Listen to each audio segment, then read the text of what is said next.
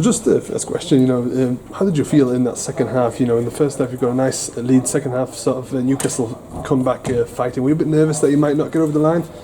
Yeah, I think that's a really hard thing to do, especially from an half-back's point of view, to stick to the plan when it starts to get heated and the pressure.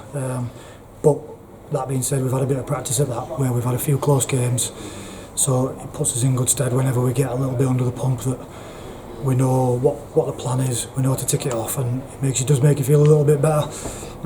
Obviously we'd like to be up, so we never get in that position, but I thought we handled it pretty well. There was a similar first half when the first time you played Newcastle you got quite a comfortable lead, and the second half completely different. Is that a lot more to do with Newcastle as well, improving as a side throughout the season? Yeah, definitely. I did mention that to a couple of their lads after the game that I know too. They looked in a better spot. They looked like they were collectively a lot more in sync with each other too.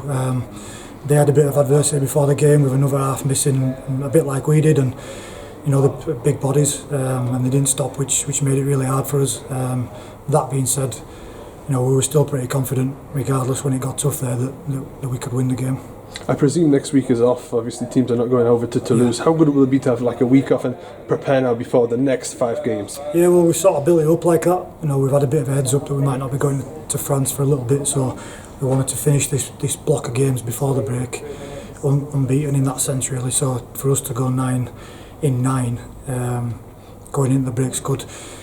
Going into a break after a loss, it's a long couple of weeks to stew over, so it'd be nice to see what everyone else does next week while we sort of have a little bit of a rest and then get some bodies back for an important period.